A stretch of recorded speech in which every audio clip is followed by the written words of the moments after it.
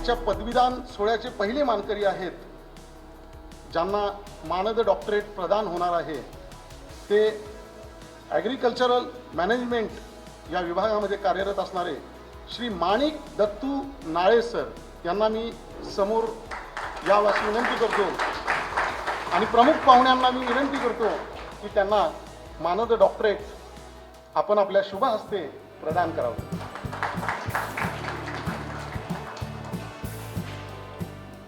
तर दुसरे मानकरी आहेत मॅथमॅटिक्स विभागामध्ये चांगली कामगिरी, उत्कृष्ट कामगिरी करणारे आपले दीपक रघुनाथराव पंडित सरांना मी विनंती करतो की त्यांनी समोर येऊन हा पुरस्कार स्वीकारावा.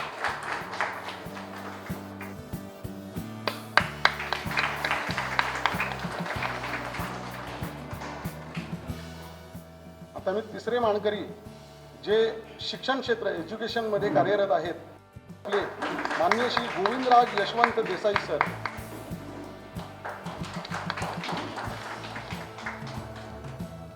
सायकोलॉजी विभागामध्ये कार्यरत असणारे लेफ्टनंट कर्नल श्री रत्नेश सिन्हा सरांना मी विनंती करतो की त्यांनी समोर येऊन हा सन्मान स्वीकारावा.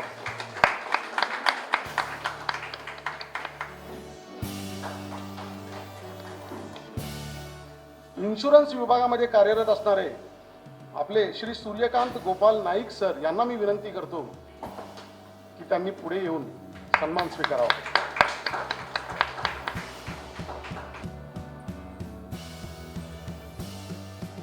आता इंजिनिअरिंग आणि टेक्नॉलॉजी विभागामध्ये कार्यरत असणारे श्री सुनील कुमार गोरखनाथ पाटील सर यांना मी विनंती करतो की त्यांनीही आपला सन्मान स्वीकारावा.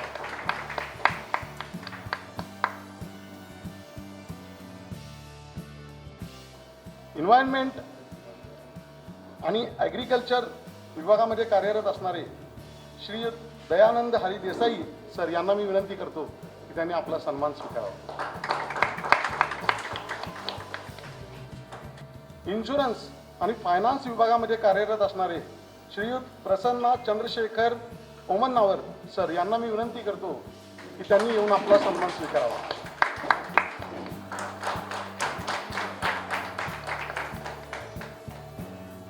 ॲग्रिकल्चर एक्सटेन्शन विभागामध्ये कार्यरत असणारे श्रीयुत अमर दिलीपराव शिंदे सरांना मी विनंती करतो की त्यांनी आपला सन्मान स्वीकारावा.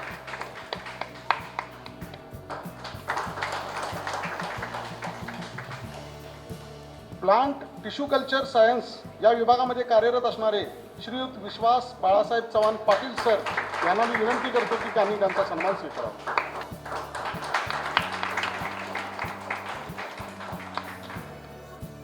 सर्व सन्मानार्थींचं पुनश्च एकदा मनपूर्वक स्वागत.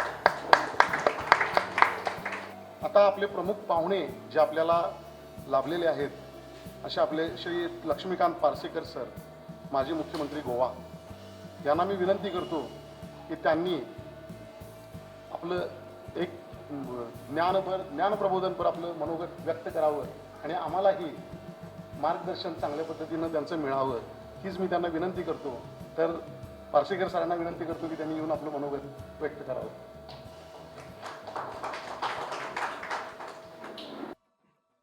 माझा उल्लेख आणि माझा परिचय हा माजी मुख्यमंत्री म्हणून झालाय. सहज म्हणजे आयोजकांना कदाचित माजी मुख्यमंत्री म्हणून अप्रूप असावं म्हणून मला बोलावलं असावं, पण मी एक शिक्षक आहे. वयाच्या 22व्या वर्षापासून मी शिक्षक, मग शैक्षणिक संस्थेत मी गव्हर्निंग काउन्सिलवरती जनरल सेक्रेटरी होतो. मग हायस्कूलचा मुख्याध्यापक झालो, मग हायर सेकंडरी सुरू केली, हायर सेकंडरीचा प्रिन्सिपल म्हणून काम केलंय. आता मी त्याच संस्थेचा अध्यक्ष म्हणून काम करतोय. त्या संस्थेत पूर्व प्राथमिक ते 12वी पर्यंत असे साधारण 2000 विद्यार्थी आहेत. ऑलिम्पियड एक्झामिनेशन काउन्सिल, मला हे पूर्वी ठाऊक नव्हतं, आमच्याकडे आले ते देसाई जे आज तुमच्यामध्ये एक आहेत, जे आज आमच्या हायर सेकंडरीचे प्रिन्सिपल आहेत आणि डेप्युटेशन वरती SCRT सांभाळतात. खास करून पॉलिसीच्या बहुतेक गोष्टी तेच सांभाळत आहेत. त्यांच्यामुळं ओळख झाली आणि त्यामुळे आज ऑलिम्पियड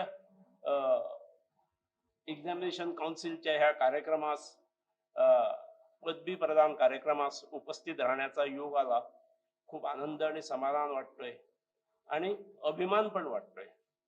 कारण अजून मी PhD काही करू शकलो नाही, पण 10 जणांना त्यांचं सर्टिफिकेशन देण्याचं नशीब मला मिळालं. त्यामुळे मी आयोजकांचं शतशः ऋणी आहे. एक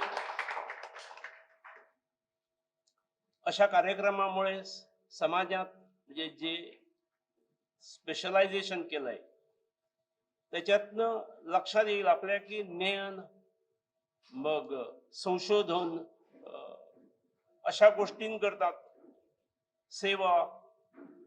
सेवावृत्ती ह्या गोष्टींकरता प्राधान्य देऊन असे शिलेदार समाजातले व्यक्ती शोधून हुडकून काढलेले आहेत. मानद डॉक्टरेट ही आपल्याला पदवी मिळालीच, पण पदवीच्या पलीकडे आपण आयुष्यभर केलेल्या कामाची ती पावती आहे. आपण निरनिराळ्या क्षेत्रात काम करणारे लोक आहात. निरपेक्ष भावनेने काम करत होता, जीव तोडून काम केलं असावं आणि कधीही काम करताना पुढं मला मानद प्रमाणपत्र मिळेल, मानद डॉक्टरेट मिळेल हे कधीही डोळ्यासमोर न ठेवता जे काम केलं जातं अशा कामांना खरं म्हणजे समाजानं सामाजिक जबाबदारी म्हणूनच अशा लोकांना हुडकून काढून त्यांचा गौरव करणं आवश्यक असतं. आमचे गौरव होत असतात पावलोपावली. एकदा कधी आमदार झाला किंवा मंत्री झाला किंवा मुख्यमंत्री झाला की मरेपर्यंत माझी हे बिरुद राहीलच आणि त्यामुळे आमचे पावलोपावली होत असतात.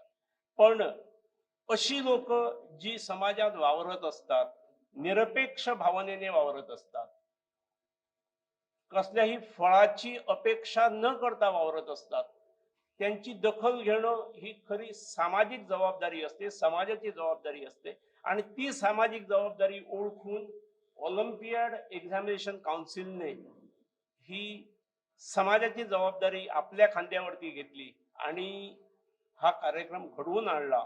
त्यामुळे त्यांचं मी अभिनंदन करतो. ह्या गोष्टी समाजात आवश्यक आहेत, खूप आवश्यक आहेत. कारण याच्यातनं ज्यांना आताच सर्टिफिकेशन प्रदान झाली, ज्यांना डॉक्टरेट मिळाली, त्यांचा उत्साह राहणे, त्यांचा उत्साह वाढणे आवश्यक आहे. आज मिळवलेलं यश हे अंतिम यश नव्हे. तुम्ही मिळवत असलेल्या यशाच्या पायऱ्या तुम्ही एक एक चढत आहात, त्याच्यातली ही कुठली तरी एक मधली कुठली तरी पायरी असावी. तुमच्यापैकी बहुतेक जण, मला जरी वय ठाऊक नसलं तरी तरुण मंडळी दिसत आहेत. त्यामुळे you have ample time to proceed. आणि त्यामुळे अशा यशाच्या अनेक पायऱ्या चढत चढत खरं यशाचं शिखर आपल्याला गाठायचंय हे लक्षात असू द्या. आपण हे करत असताना, आपली ही गोष्ट होत असताना, मला वाटतं जे अन्य मंडळी आहेत, प्रेक्षक वर्ग आहेत, माझ्यासारखे आहेत, अन्य खास पाहुणे मंडळी आहेत, ह्या सगळ्यांना आमच्या सगळ्या जे ह्या कार्यक्रमाचे साक्षीदार आहेत त्या सगळ्यांना ह्या गोष्टीची प्रेरणा मिळेल. अरे वा, यांच्याकडनं झालंय, वाय नॉट माय सेल्फ, आम्ही का नसू.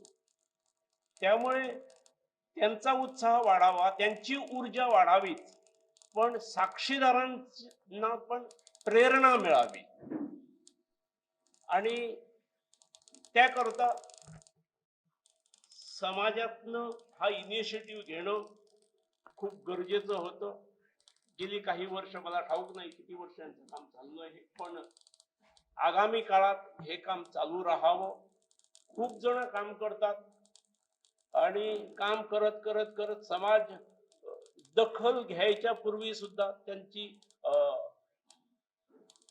आयुष्याची वाटचाल अनेकदा संपलेली सुद्धा आम्ही पाहतो. पण आपण सगळे भाग्यवान आहात. आपली दखल घेतली गेली आणि मी तेवढाच भाग्यवान आहे, कारण माझ्या हस्ते ती देण्यात आली. त्यामुळे आपणा सर्वांचं अभिनंदन करताना ऑलिम्पियाड एक्झाम काउन्सिल, जे काउन्सिल कार्यरत आहे, त्यांनी जी दूरदृष्टी ठेवून आणि समाजातल्या हिऱ्यानं, हिरे असा शब्द मगाशी उल्लेख झाला, जे समाजातले खऱ्या अर्थान विविध क्षेत्रात एक्सलन्स मिळवतात. किती किती क्षेत्र आहेत. आपण सगळे म्हणजे विज्ञान क्षेत्रातले आहात, कला क्षेत्रातले आहात, साहित्यातले आहात, कृषी क्षेत्रातले आहात, एन्व्हायरमेंट क्षेत्रातले आहात. म्हणजे ह्या सगळ्या क्षेत्रात काम करत असताना एक्सलन्स मिळवणं आणि ते नजरेत येणं, ज्या एक्सलन्समुळे त्या क्षेत्राला फायदा होणं, त्या क्षेत्राचा फायदा होणं, ह्या दृष्टीनं आपण काम केलेलं आहे. त्यामुळे आपण सर्वांचं मी अभिनंदन करतो. सगळ्यात महत्वाचं म्हणजे त्यांचं हे काम त्यांनी चिरंतन चालू ठेवावं. हुडकून काढणं हे पुष्कळ कठीण असतं, पण समाजातले असे शिलेदार हे शोधून काढलेच पाहिजे, त्यांची दखल घेतलीच पाहिजे, कोणीतरी इनिशिएटिव्ह घेतला पाहिजे. You are doing a wonderful job. आजच्या या हॉनररी डॉक्टरेट कॉन्व्होकेशन सेरेमनीच्या निमित्त व्यासपीठावर उपस्थित हर्मल पंचकृषी शिक्षण मंडळाचे अध्यक्ष आणि माझ्या शाळेचे चेअरमॅन श्री लक्ष्मीकांत पार्सेकर सर, विशेष अतिथी अमोल गोविंदराव देसाई, कुलगुरू olympiad examination council doctor Jagdish Acharya, मंचावरील अन्य मान्यवर, आयोजक मंडळ, गुरुजन, मित्रपरिवार आणि उपस्थित सज्जन, आजच्या या सन्मानाचा जो क्षण आहे माझ्यासाठी अत्यंत भावनिक, अभिमानास्पद आणि प्रेरणादायी आहे. ही मानद पदवी हा बहुमान स्वीकारताना माझ्या मनात कृतज्ञतेची भावना दाटून आली आहे. सर्वप्रथम मी ऑलिम्पियाड एक्झामिनेशन काउन्सिलचे मनपूर्वक आभार मानतो की त्यांनी माझी शैक्षणिक, सामाजिक आणि मानवी मूल्यावरील कार्याची दखल घेतली आणि मला या प्रतिष्ठित सन्मानासाठी निवड केली. हा सन्मान केवळ माझा नसून माझ्या गुरुजनांचा आहे, माझ्या सहकाऱ्यांचा आहे, माझ्या कुटुंबाचा आहे आणि माझ्या हितचिंतकांचा आहे आणि माझ्यावर विश्वास ठेवण्यात प्रत्येक व्यक्तीचाही देखील आहे. शिक्षण हे केवळ ज्ञान देण्याचे साधन नाही, तर समाजात परिवर्तनाची शक्ती आहे, असा हा माझा ठाम विश्वास आहे. आजच्या या वेगाने बदलणाऱ्या युगात शिक्षक तज्ज्ञ आणि समाजसेवक यांची जबाबदारी अधिक वाढलेली आहे. आज या व्यासपीठावर उपस्थित असलेले सर्व मान्यवरांच्या कार्यातून आम्हाला प्रेरणा मिळेल. त्यांच्या अनुभवातून आणि मार्गदर्शनातून समाज व शिक्षण क्षेत्रात अधिक सक्षम होता येईल. ही पदवी माझ्यासाठी अंतिम यश नसून सरांनी म्हटल्यासारखं अधिक समर्पणाने समाज आणि शिक्षण क्षेत्रासाठी कार्य करण्याची नवीन प्रेरणा आहे. मी विशेषतः माझ्या आईवडिलांना आणि वडीलधारकसारखे पार्सेकर सर व स्मिता मॅडम, माझ्या कुटुंबांना आणि माझ्या सहकाऱ्यांना धन्यवाद देतो, ज्यांच्यासाठी माझ्या त्यांच्या पाठिंब्याशिवाय हा प्रवास शक्य झाला नसता. शेवटी मी एवढंच म्हणेन, सन्मान हा जबाबदारीचा जाणीव करून देतो आणि ती जबाबदारी समाजासाठी अधिक चांगले कार्य करण्यासाठी प्रेरणा देते.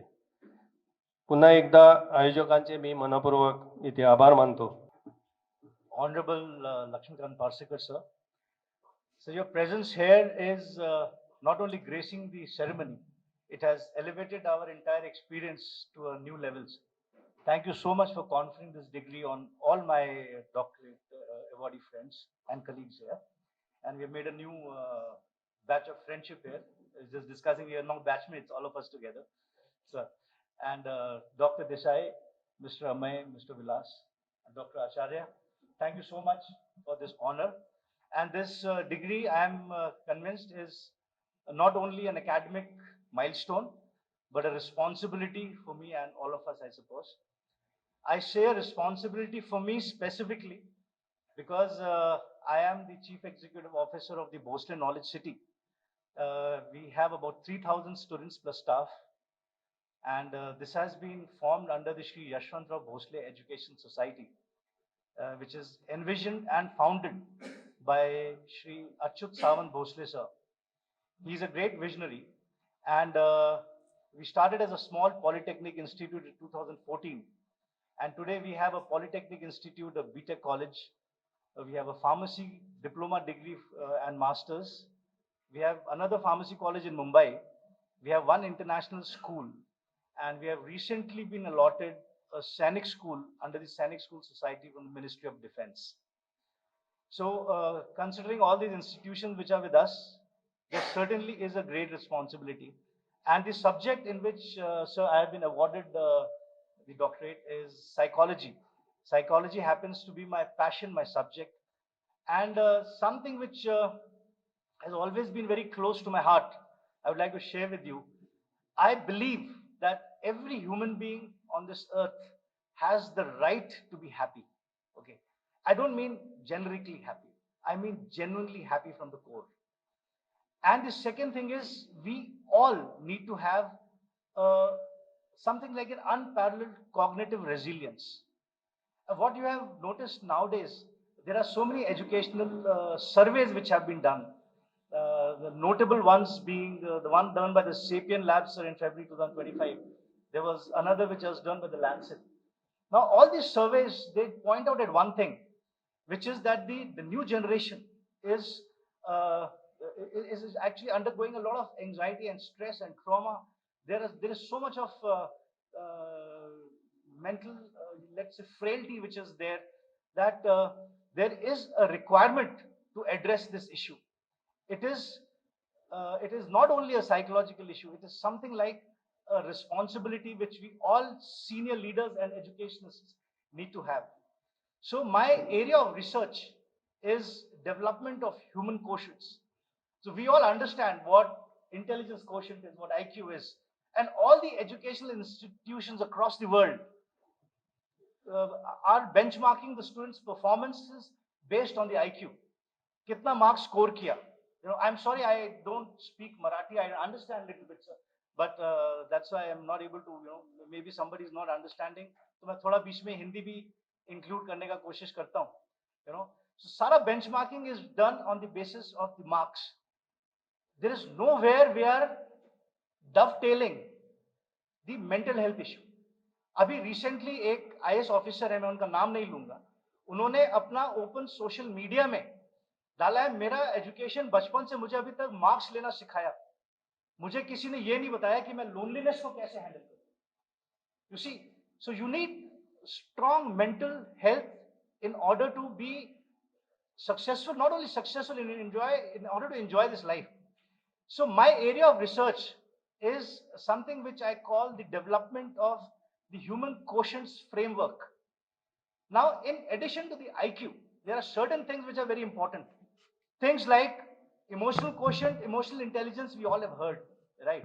So, and there's a lot of there are a lot of professionals who are addressing this issue today. The formats are different, but there are so many other aspects. Like we have a leadership quotient, we have spiritual quotient, we have moral quotient, we have adversity quotient. Now, ये सारे quotients अलग-अलग जगह पे हमें handle करना सिखाते हैं कि इस adversity को मुझे कैसे handle करना है. So how do I develop that mental resilience, that strength, so that I can develop that kind of a quality? Moral quotient, morality लेके मैं किस तरीके से अपना आगे जिंदगी बसर कर सकता हूँ. There are so many areas in pursuit of material goods or material pursuits. इंसान अपना, अगर मैं उसको बहुत ही बेसिक क्रूड तरीके से बोलूं, तो इतने सारे लोग हैं वो इंसानियत भूल रहे हैं अपना एक मटेरियल चीज को हासिल करने.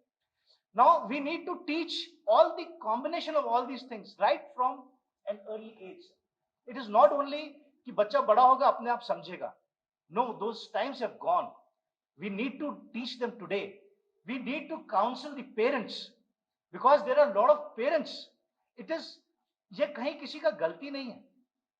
Unfortunately, the society has evolved in such a way that we are glued to certain conventional ideas. Livelihood important है, हम सब के लिए livelihood important है, but वो livelihood को achieve करते हुए बाकी चीजों को balance करके how do I need to move ahead? And sir, as educationists, as senior leaders, I think it is very essential to address this because we need to create balanced human beings in the society. We just don't need to create intellectuals in the society. And fortunately for me, I have got the opportunity to implement this human quotients framework within my own institution. And I can proudly say, we can proudly say that probably we are the only institution in the country which is addressing this right now because we have primary school till masters. So we are trying to do a lifespan. It is still in the research process. I'm still developing on this model. And we are addressing this. And fortunately, we have been, we are blessed to be allotted the Sainik School, which has come up last year only. October last year में हमें Sainik School के लिए permission मिला था. This is the Yashwantrao Bhosle Sainik School, now we call it. 6th class से एक all India level का entrance exam होता है. You need to understand why these Sainik schools were formed. So actually what happened in the 1950s, so जब officers commission होना शुरू KIA, जब उन्होंने join करना शुरू किया, तो government realized that the officers were generally joining from the northern part of the country. They were from the affluent families and the royal families. So अब क्या KIA जाए? So in order to combat this situation, they said, okay, let's come up with Sainik schools.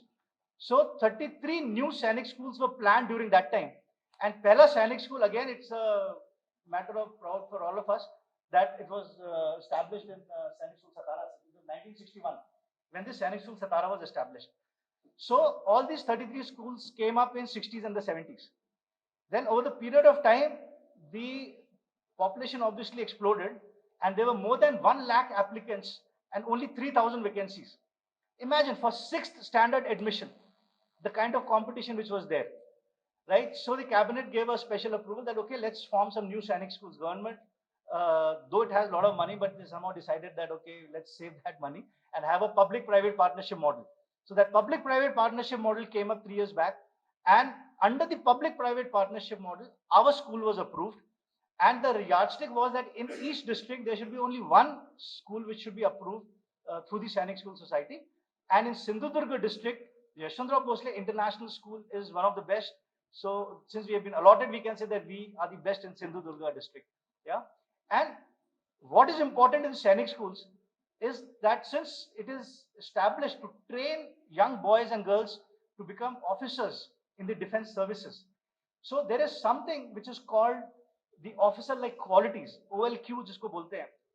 Now this is something which is tested in the service selection board, right? Now there is a cluster which explains like your social skills, your leadership, your dynamism, your fearlessness, courage, all those aspects are there. So there are total 21 qualities which are there. And why 6th class? Because 6th class means a child is joining at the age of 10, 11, 12, 13, right? That is the age when the children are joining. So this is the age in which we can kind of affect something in the psychology of the child. Once the child crosses 15, 16 years, it's very difficult to mold. It's something like आप घड़ा बनाते हैं मिट्टी का, तो it has to be soft, right? It should be moldable. So that is the concept of a Sainik school. And it is very closely related to my human quotients framework which we are developing, sir. And we are monitoring students right from that young, tender age and trying to do suitable interventions, so that the children can shape up into stronger, resilient individuals. Yeah. So that is the background I just wanted to share with all of you. I thank all of you once again for coming for this convocation ceremony. And thank you, sir. Thank you once again. Thank you, all the esteemed guests. Thank you, Acharya. Thank you.